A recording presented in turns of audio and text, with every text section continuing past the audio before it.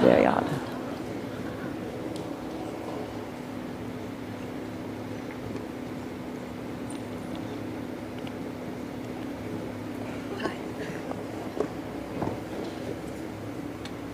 Hi. We are. Okay, I have a simple question, but it's a bit confusing for myself. I want to know why I am attracting illness into my life. My parents both suffered Alzheimer. My husband is ill too, and well, my parents already decided to move to your side. And I think there must be a communications problem when I ask for things, because I never recall having asked for illness in my life. But I always have, my job has nothing to do with nursing, but I always be in charge of these ill people. So I don't know if this is, if you don't understand Spanish when I request things, but I always get illness into my life.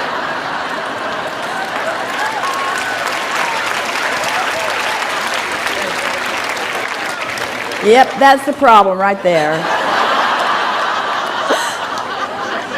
Because I always ask for joy, even when my parents Well, you understand what the language is. The language is a vibrational language. It's an emotional language. The universe does not hear what you say. The universe hears what you mean.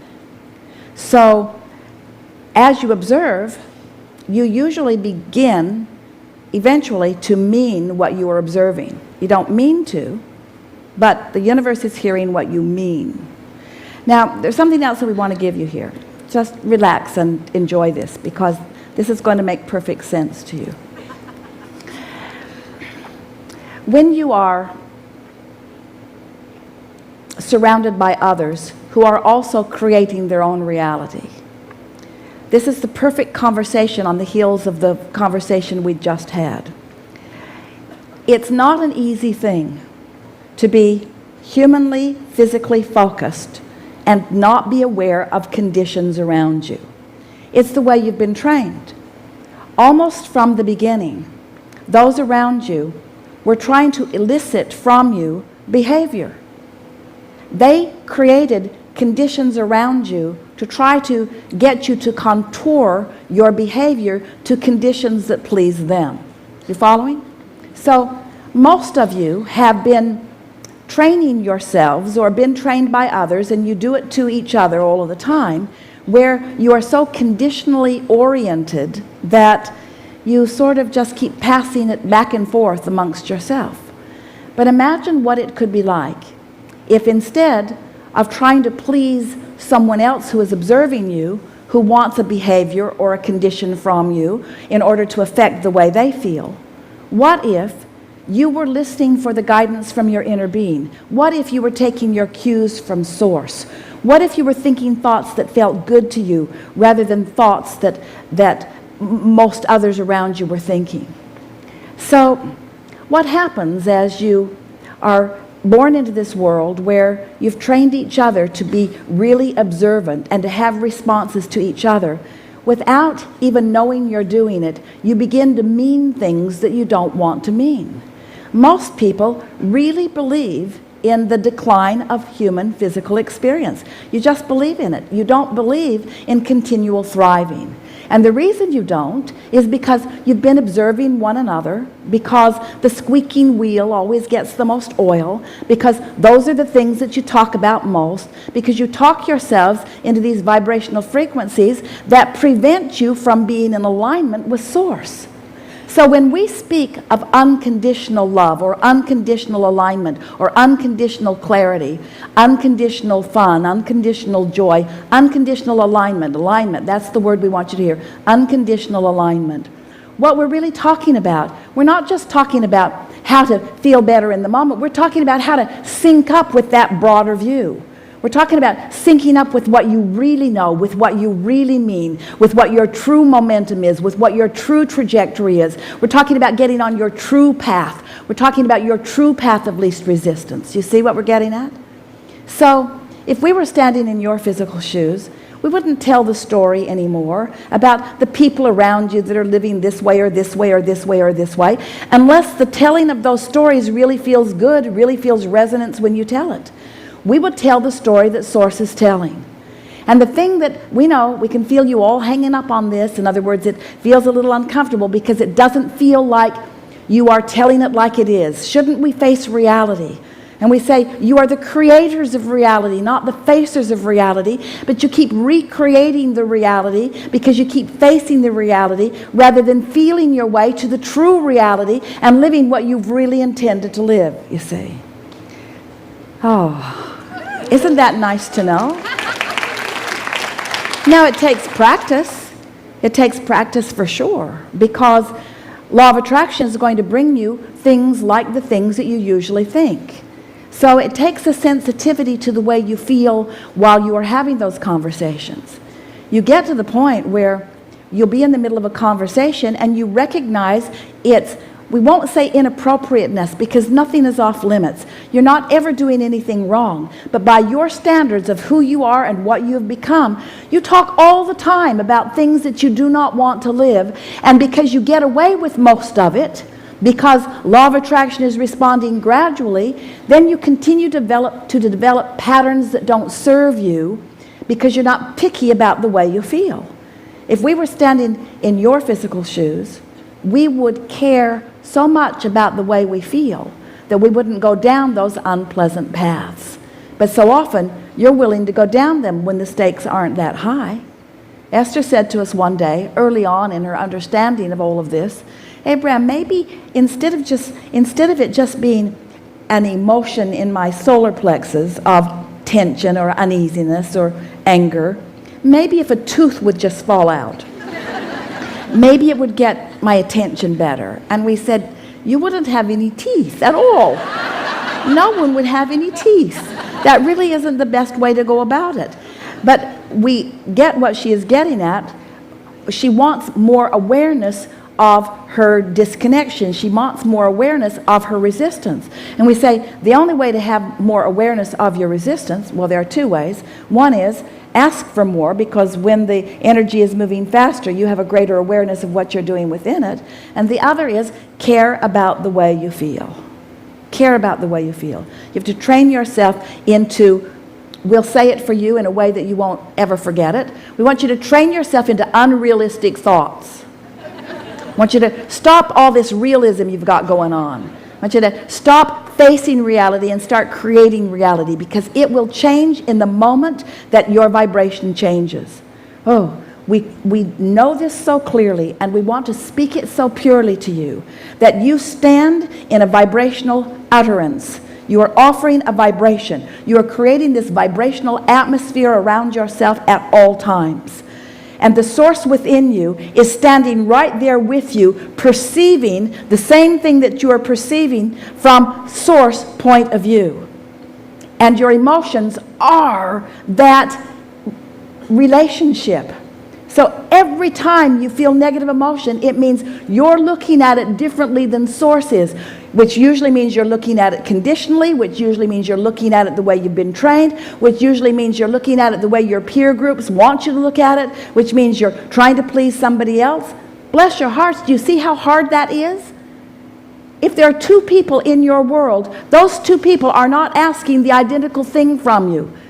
You have split energy in the moment that you try to please two of them, you see. Give it up. Don't try to please any other humans. Find alignment, find resonance with the source within you, and watch what happens. First of all, people who are dependent upon your empathy will start going away because you're not that satisfying to them. They're suffering. You're happy. They're struggling. You're happy. Sometimes they struggle extra hard just to get your attention. You don't notice. And then they write you off as not a good friend because you're not there for them. And what you want to say to them early on, oh, I'm there for you. I'm there where you want to be. And they'll say, well, don't be where I want to be. Come over here where I am. Esther said that to us on many occasions. Abraham, if you would just look at this like I am, I wouldn't feel so bad. Was accurate. If we would lower our vibration to where hers was, she wouldn't feel the discord. But we're not going to do that. You got to come to where we are if you're going to play with us. And that's the way, if we were standing in your physical shoes, we would be with one another. If you're going to play with me, come for the fun, come for the clarity, come for the unconditional love. And your friends will clamor. They will say, oh, but wait, did you not see this condition? Did you not see this one or this one? They will accuse you of having your head in the sand. They will accuse you of not caring. They will accuse you of all kinds of things that are true. No, I've tuned all of that out. Well, you need to face reality. I'm creating reality. I'm creating a beautiful reality. I'm creating a vibrational tone. I'm setting a vibrational tone. I've got a vibrational vicinity. I am tuning myself to the frequency of all that I am. Kind of hard for them to hear it. But they'll get the hang of it if you're consistent. What keeps them from understanding it is that you are not all that consistent. Sometimes you go, sometimes you don't. So they're confused about what it is you are really wanting to help them to understand. But the source within them never goes. The source within them never joins them in the slower, lower vibration. You're following? Yes, sure. Did we get there? Yeah. Want to give us an example? Well, actually, 4 already moved. And I'm trying to be in the vortex all the time, and We don't want you to be in the vortex all the time. We just want you to be aware when you are and when you aren't. Yeah, well- And when you aren't, we want you to realize that there's some condition you're focused upon that you could be unconditional about if you wanted to be. yes, I have started to notice that things have started to change, and We were visiting with a woman one day. If you've been with us for a while, you've heard this, but we really want you to hear it again. On the telephone. She wanted us to help her solve all of her problems, and she wanted them solved right now. She had some questions she wanted answers to. She wanted specific answers, and she was not getting what she wanted from us because we were trying to teach her how to change her point of attraction, and she did not want to change her point of attraction. She just wanted the results to change. She did not understand the relationship between what she was asking for vibrationally and what she was getting. So we could see we were not getting anywhere with her. So we said to her, let's talk about blue glass. And she said, why? And we said, because we want you to talk about something that you do not have contradiction going on in your vibration about. Why would I want to talk about blue glass? Because we want to talk about something that you don't have any resistance going in your vibration about. Well, I'm not interested in blue glass. That's why you don't have any contradiction going on in your vibration about blue glass. It's not active, so there's no contradiction. So your point of attraction is pure about it. Well, I don't want to talk about blue glass. Well, then let's talk about butterflies. I don't want to talk about butterflies. Why would I want to talk about butterflies? Because you don't have any resistance going on in your vibration about butterflies. I don't want to talk about butterflies. Then let's talk about feathers. I don't want to talk about feathers. Why would I want to talk about feathers? Because you have no resistance in your vibration going on about feathers. In other words, she could be in an unconditional moment if we could find a subject that she didn't have resistance, all practiced. In other words, she could find a pure vibration. She could do that. She could be in the state of allowing if she would just stop focusing upon those things that were holding her in resistance to what she wants. Do you get that? It feels like you need to take hold of the problem and really focus upon it. But when you focus on the problem instead, you hold yourself in resistance to the solution. Because the vibration of the problem and the vibration of the solution are very different. So if you could find something that you don't have an active vibration about, like blue glass, or butterflies, or feathers, things would go better. So we said to her, let's talk about these things, and she hung up. She did not want to talk about them.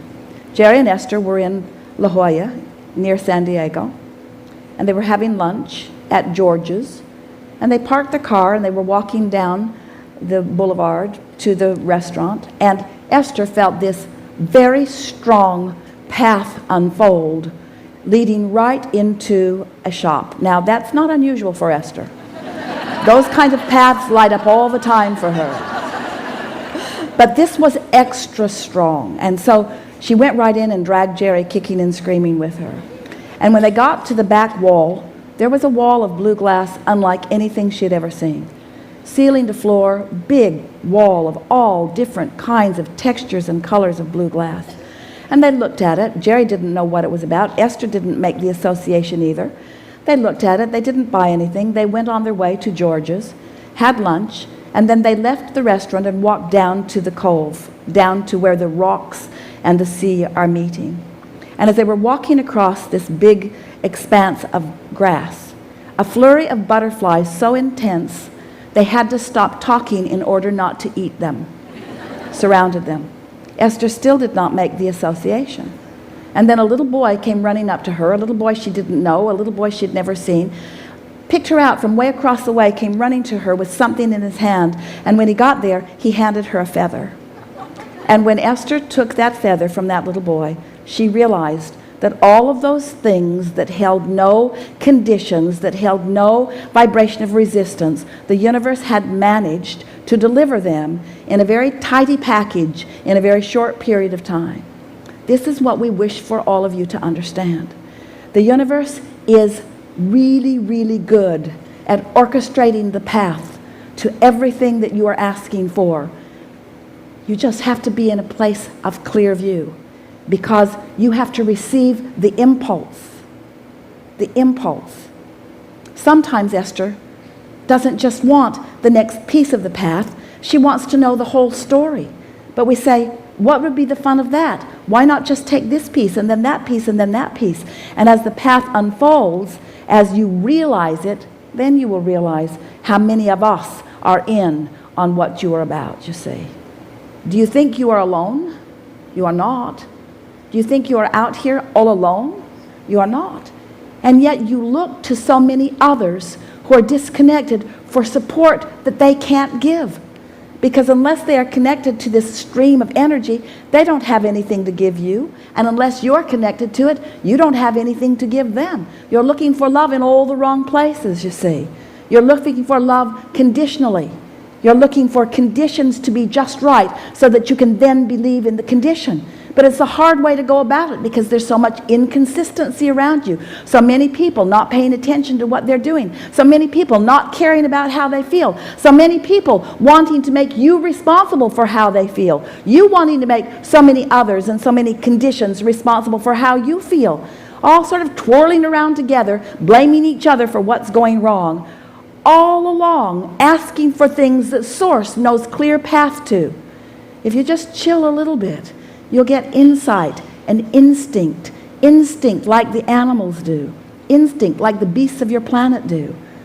They don't have the big picture. They're just following the feeling right here and now. And as they follow it, it keeps leading to their longevity and to their well-being, to their joyous survival, you see.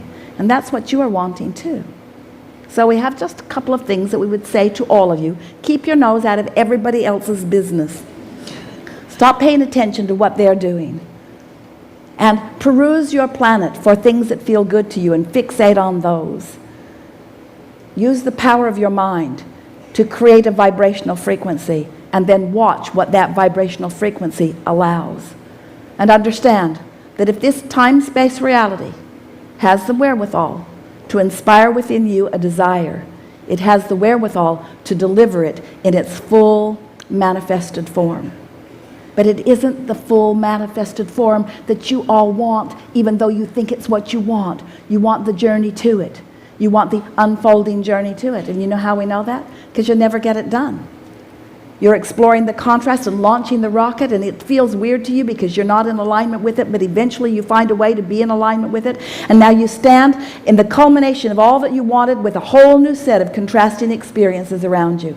Launching another rocket and catching up with it, and launching another rocket and catching up with it, and launching another rocket and catching up with it. And you are so irritated that you never quite catch up with the end of you. Be glad that you don't catch up with the end of you. That's what makes you eternal, you see. You're not ever going to catch up with the end of you. You're not ever going to get it done. But you can have fun in the becoming. And that's what we wish for you, you see. So when others aren't doing so well, love them unconditionally. Don't need them to be different in order for you to feel good. And we know it's hard when sometimes there are conditions that there just doesn't seem any way that you can feel good about them. But you can, if you care enough about how you feel, you see. Enough? Yes. Thank you. Yeah.